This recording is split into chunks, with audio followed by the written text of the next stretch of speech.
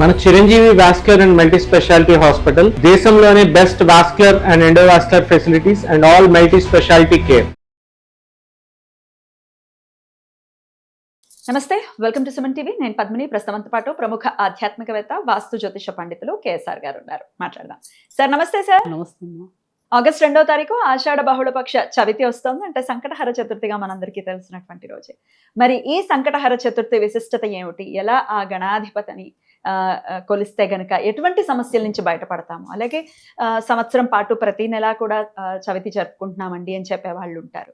అలా కాదండి, ఈ ఒక్క చవితి మేము చేసుకోవచ్చా అని అడిగే వాళ్ళు ఉంటారు.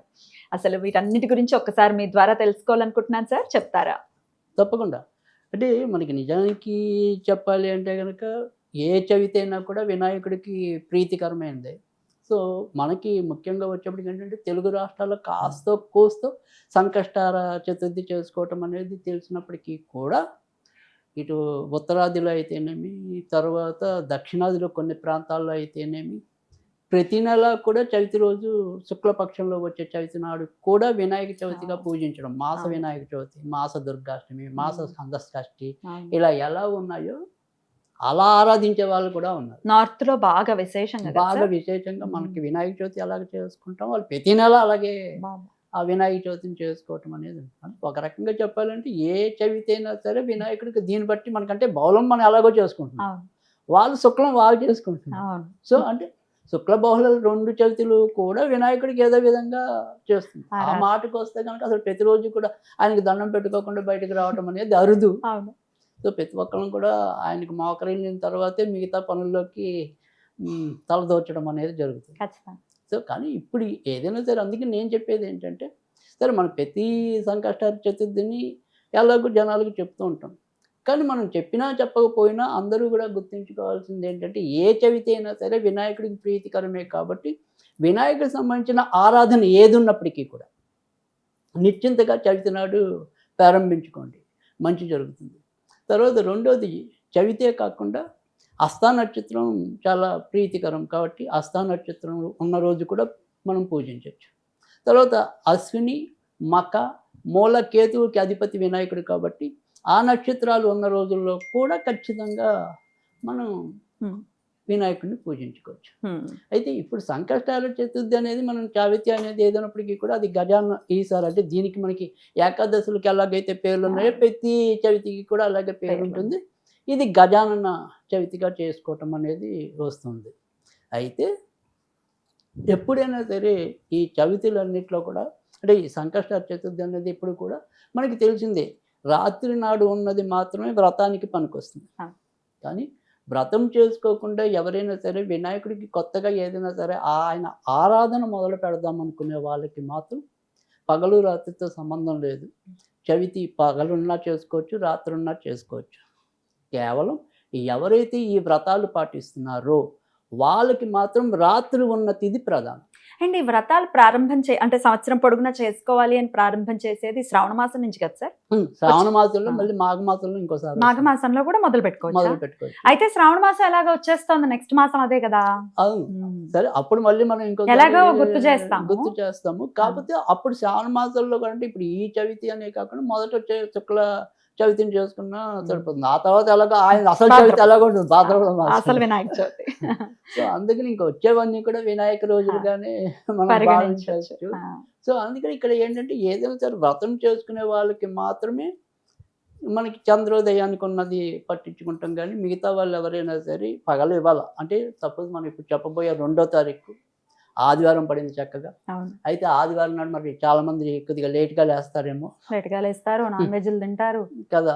సో కానీ ఈ ఒకరోజు కూడా కొద్దిగా నోటికి కళ్ళం వేసుకుని అంటే నేననేది ఏంటంటే, అసలు మనం చాలా వీడియోస్ చెప్తున్నాం, ఈ ఎందుకు వచ్చిందో తెలియదు కానీ ఆదివారం అసలు మాంసం తినొద్దని మనం మొదటి నుంచి చెప్తున్నాం. ఇంకో రోజు ఎంచుకోండి ఒకవేళ మీరైతే ఏ రోజు చెప్తారు ఇంకో రోజు అంటే నేనైతే చెప్పాల్సి వస్తే కనుక అది ఖచ్చితంగా బుధవారం నాడు. బుధవారం.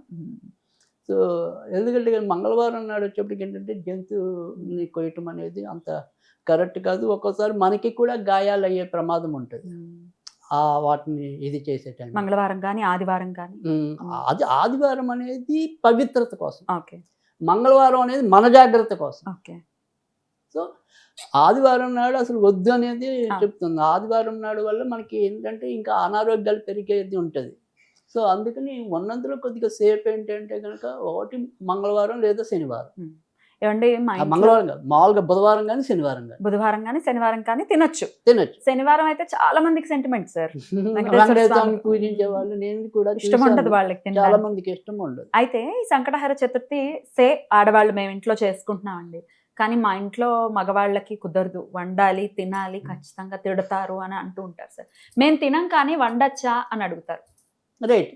తర్వాత ఖచ్చితంగా వండుకోవటం అయితే వండుకోవచ్చు. తర్వాత ఈ వండిన పదార్థాల్లో మొదటే ఒక పళ్ళెంలో విడిగా కొన్ని తీసేసి, అంటే ఒకవేళ మీరు దేవుడికి నివేద్యం పెడదాం అనుకుంటే అంటే వండిన పదార్థాలు, సో దేవుడి కోసం విడిగా ఒక పళ్ళెంలోకి మనం వండినప్పుడే తీసేసి నాన్ వెజ్ వండుకోవచ్చా అని అడుగుతున్నాను సార్. నాన్ వెజ్ సంగతి అంటారు. నేననే నాన్ వెజ్ అనేది ముందు అయితే అప్పుడు కూడా దేవుడికి ముందు మనం తీసి ఆ తర్వాత వండుకో. మళ్ళీ చేసుకో. ముందు మనం మొదట శుచిలో మాత్రం దేవుడికి తీసే పక్కన పెట్టండి.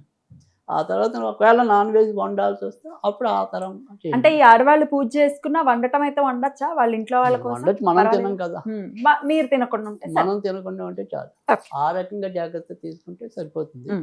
అయితే ఇప్పుడు వచ్చేది ఏదైనప్పటికీ కూడా ఇది పూర్వభద్ర నక్షత్రంతో గురుడు నక్షత్రంతో మనకి ఈసారి శని ఈ గజాన చతుర్దశి రావటం అనేది జరుగుతుంది. కాబట్టి ఎలాగో వినాయకుడు మనం ఈసారి చెప్పేది ఏదైనా సరే గురు సంబంధించిన దోషాలన్నీ పోవటం కోసం ఈ దాన్ని ఉపయోగించుకుంటే చాలా మంచి జరగటం అనేది ఉంటుంది.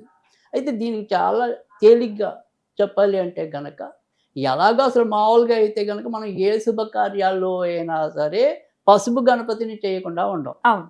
ఆరిద్ర గణపతి అంటున్నాం. యాక్చువల్గా నిజంగా చెప్పాలి అంటే గనక ఇలా శాతార్క గణపతి అలాగా ఉన్నారో పసుపు కొమ్ములతో కూడా గణపతి చేసేది ఉంది. చెప్తారా సార్?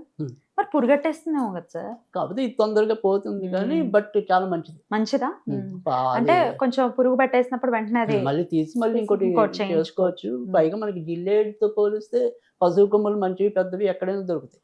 పైగా రెండోది ఏంటంటే మనకి ఈ తెలంగాణలో నేను చెప్పలేను కానీ ఆంధ్రప్రదేశ్లో అయితే కనుక పచ్చి పసుపు కొమ్మలు దొరుకుతాయి.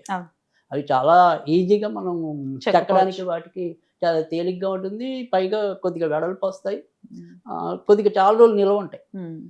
సో పచ్చి పసుపు కొమ్మ అయితే ఇంకా బెటర్. అది ఒకటి. ఆ పచ్చి పసుపు కొమ్మతో ఈ రోజు మనం గణపతిని చెక్కి ఇవాళ నుంచి మన యొక్క పూజా స్థానంలో పెట్టుకున్నా కూడా ఆర్థిక సంపదలు పెరగటం అనేది ఉంటుంది. అందుకని అసలు ఆరిద్ర గణపతిని పూజించటం అనేది జరుగుతుంది. సో అందుకని ఆ రకంగా చేసే వాళ్ళు కూడా చేయొచ్చు ఒకవేళ వాళ్ళకి ఆ సౌలభ్యం ఉంటే గనక.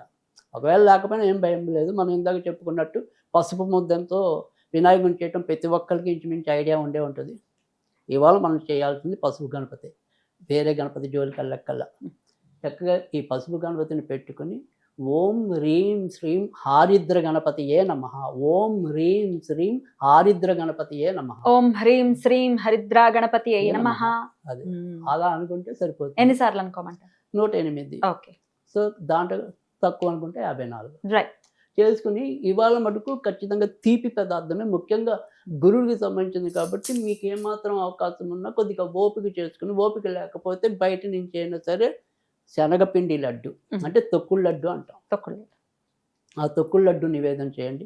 ఖచ్చితంగా మంచి జరగటం అనేది ఉంటుంది. దీనివల్ల మనకి గురు సంబంధించిన దోషాలు పోవటమే కాకుండా సాధారణంగా సంపదలు ఇవ్వడంలో చాలా మందికి తెలియంది ఏంటంటే ఒక సుక్కుడే కాదు, ధనం నిలకడగా ఉండాలి అన్నా కూడా గురు అనుగ్రహం ఉండాలి. సో అందుకని గురు అనుగ్రహం కావాలి. మనం చేసే అంటే ఖర్చు పెట్టింది ఏదైనా సరే సద్వినియోగం అవ్వాలంటే గురుడు ఉండాలి, దుర్వినియోగం అవ్వాలంటే మళ్ళీ ఇచ్చేవాడే శుక్రుడు ఉండాలి. లగ్జరియస్ లైఫ్ లోకి వెళ్ళిపోయాం, పారవర్స్యతలోకి వెళ్ళిపోయాం అంటే అయిపోయింది. అది కదా. సో అందుకని ఇచ్చేవాడు ఆయన, అక్కడ తీసేవాడు ఆయన. కానీ ఇద్దరు గురువులే. ఇచ్చింది ఏదైనా సరే సద్వినియోగం చేయాలి అంటే కనుక ఈ గురువు. సో అందుకని ఖచ్చితంగా మనం గురు ఆరాధన అనేది పైగా ఈ సందర్భంలో మనకి పూర్వభద్ర నక్షత్రంతో రావటం అనేది కూడా జరిగింది. పైగా ఇప్పుడు ప్రస్తుతం పూర్వభద్ర నక్షత్రానికి ఏనర్చన అనేది కూడా ఉంది కాబట్టి ఖచ్చితంగా మనకు వచ్చే విఘ్నాలు, ఆలస్యాలు, ఆటంకాల నుంచి కూడా అధిగమించడానికి ఉపయోగపడుతుంది. అద్భుతం సార్. ఖచ్చితంగా ఈ రకంగా చేసుకుంటే సరిపోతుంది. ఆ పసుపు ముందని ఏం చేయాలి సార్? ఖచ్చితంగా మనం ఏదైనా సరే ఏదైనా ఒక చెట్టు దగ్గర పెట్టేసుకోవాలి, లేదో నీళ్ళలో కలిపి ఆ నీళ్ళనే చెట్టుకి పోసేసినా సరిపోతుంది. స్నానం చేయొచ్చా సార్ ఆ పసుపు ముద్దతో? పసుముతో చేయకూడదు. స్నానం నీళ్ళలో కలిపేసుకుని చేయొచ్చు అని కొంతమంది అంటారు, కానీ వద్దు. మీరు వద్దంటారా? Right. ఓకే. అయితే చిన్న చిన్న నియమాల గురించి అడిగేస్తాను సార్, చెప్పేయండి. Right.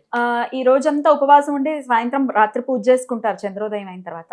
పొద్దున తలస్నానం, సాయంత్రం తలస్నానం 2 సార్లు చేయాల్సి ఉంటుంది. అవసరం లేదు, ఎట్టి పరిస్థితి. పొద్దున ఒకసారి చేస్తే చాలు. సరిపోతుంది. 8 సూత్కంలో ఉన్న వాళ్ళు సంకటహర చతుర్థి చేయొచ్చా? చేయకూడదు. ఓకే.